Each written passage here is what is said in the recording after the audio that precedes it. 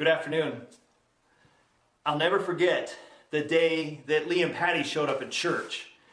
They were on fire. They couldn't wait to get here and I said, they were in their mid-70s. We were a contemporary church and they were coming from a very traditional church. And I said, what brings you here? Why would you come to our church?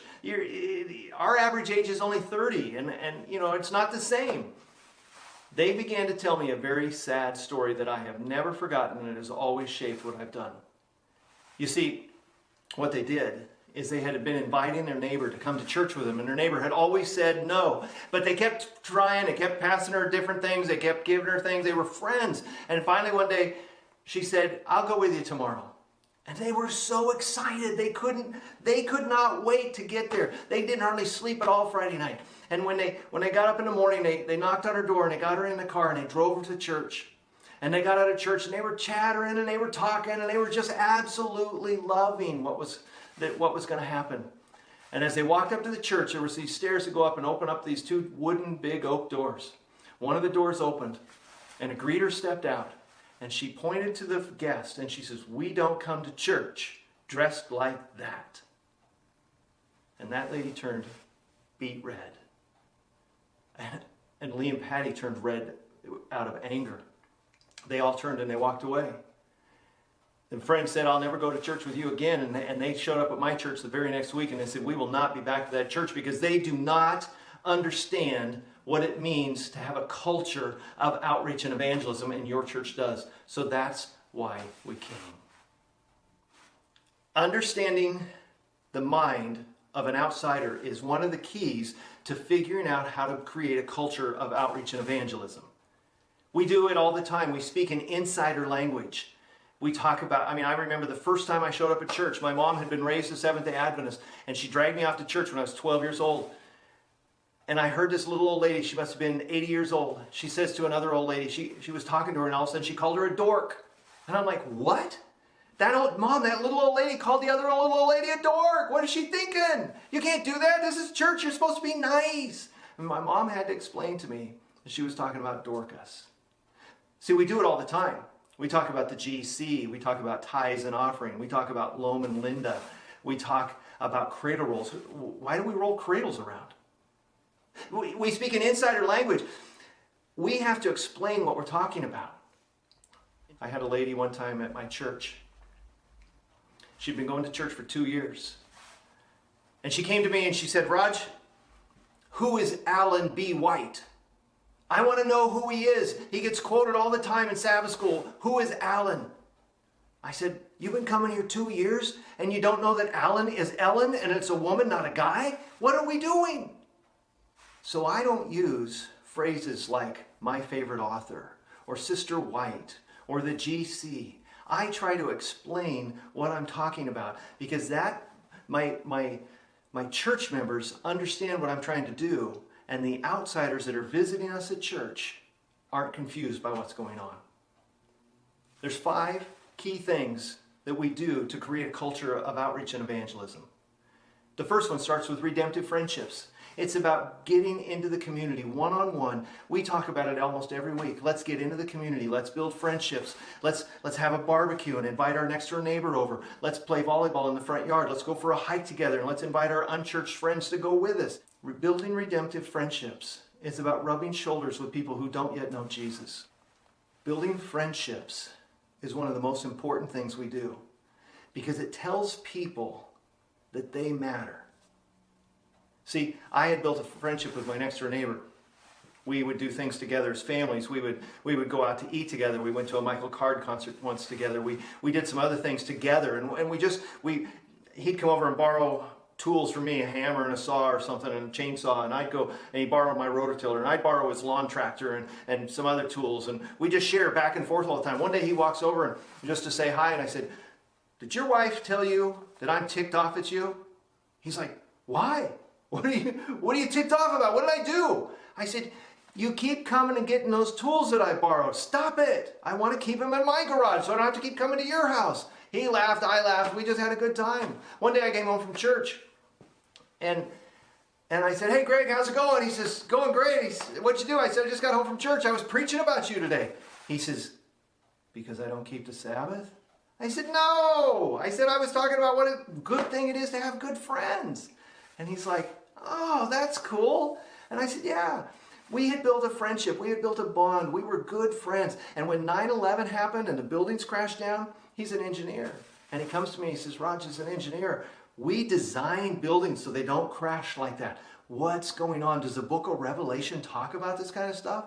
And we had a very meaningful spiritual conversation because I had taken the time to build a friendship with him. See, when you build a redemptive friendship, when somebody has a crisis, they're going to come to their Christian friends for answers. The second step in building a culture of outreach and evangelism is to do kindness projects or servant evangelism or social justice kinds of things. Get into the community and serve in the community and help. I remember we've gone in and painted a house. We cleaned up a park. We used to wash windows. We'd take a squirt bottle and spray it on the windshields in a Walmart parking lot and take squeegees and wash the windows. And then we left a little card underneath the windshield wiper that said, we just wanted to show you God's love in a practical way. No strings attached.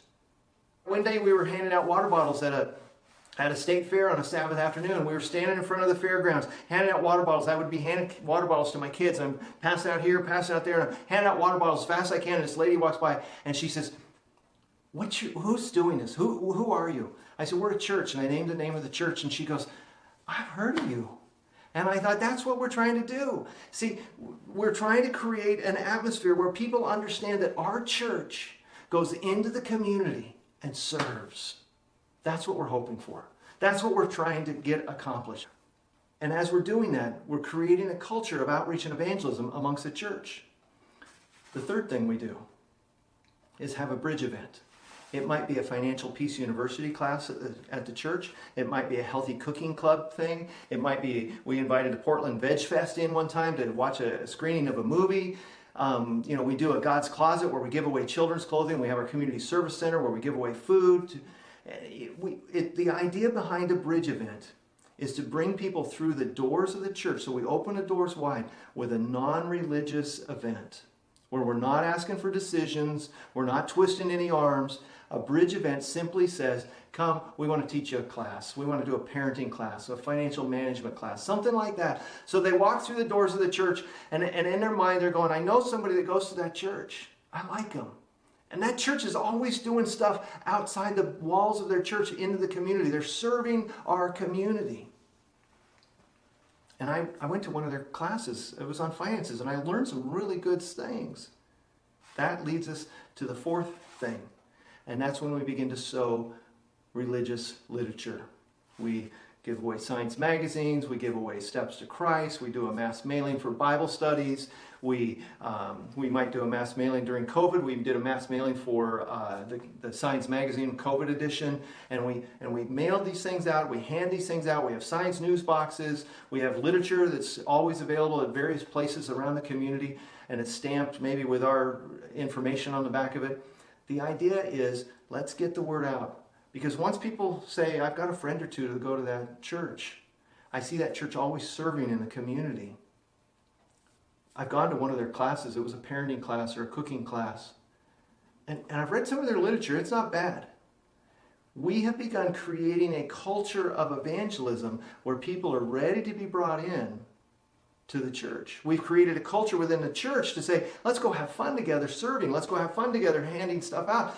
Because we've created this culture where everything we do revolves around the idea of reaching lost people. Now, a lot of churches do these kinds of things. They build redemptive friendships. They do kindness, serve in the community with social justice issues or some other kind of service in the community, try to make the community a better place. And they bridge to financial classes or parenting classes, those kinds of things. And they might even have good literature that they hand out at various times of the year. But they never get to the final step. Because the final step is one of the most crucial pieces in understanding what we're trying to do. And it's about getting decisions for Jesus. And so twice a year in my church, we do a reaping event, an evangelistic series where we preach the message that Seventh-day Adventists have been given with a sole purpose. It has a single purpose, and that is to get decisions for Jesus. That's what reaping meetings are all about, and that's what they do well. But we have built a culture of, wow, I know somebody that goes to that church.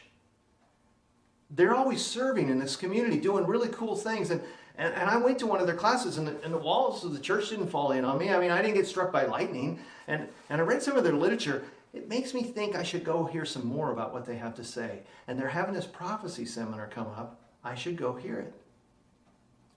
We did all this. And we were gearing up for our very first prophecy series at a brand new church plant. 3 of my friends gathered around me one evening and said, stop. Don't do this prophecy series. It's old-fashioned. It doesn't fit who we are as a church. We're a contemporary church. Please don't do it. Don't. It won't work. It won't work. And I stood my ground. I said, we've been building to this all along the way. And all that we've talked about is redemptive friendships and doing kind things in the community and bridging events and sowing seeds. I said, we've been building to this point. If we don't, we're leaving people on the vine. And they argued with me for several hours that evening, and I wasn't backing down.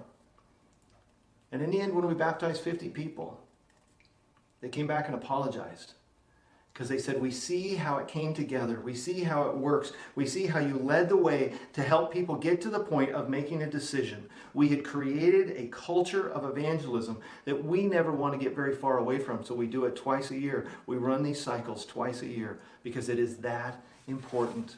My church understands it. People come up to me all the time now and say, Pastor, when's our next prophecy seminar? Because I have some friends I've been making and I've been building up to the point of where I'm going to be able to invite them. Thanks for watching. Have a great day.